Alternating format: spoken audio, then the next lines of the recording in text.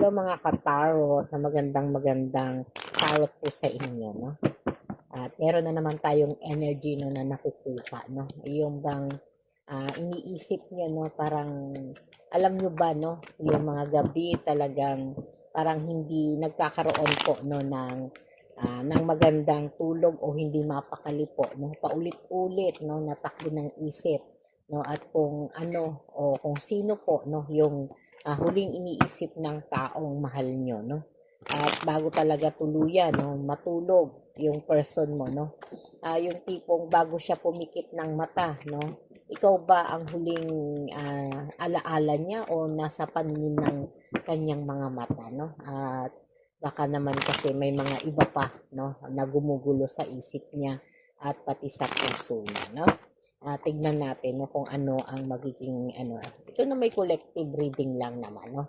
Na kung kailan ito mapadaan, no, pwede nyo, maaaring yun lang po yung tamang oras no para makita nyo no o mapanood nyo ha.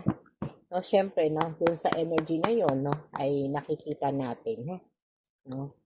Kaya naman po dito no ay talagang sa Madam Mamay no ay sinusubukan po natin no na makita o masili po no yung mga enerhiya no na sa pamamagitan ng ating mga card no at collective reading na talagang dito po para malaman natin kung sino talaga no yung laman ng isip ng person nyo sa panahon o sa oras no na siya'y patulog na no. Sino nga kaya no kasi syempre ito ay talagang paalala rin no na sa sitwasyon na 'to 'no, baka kasi may mga maka-resonate din po 'no.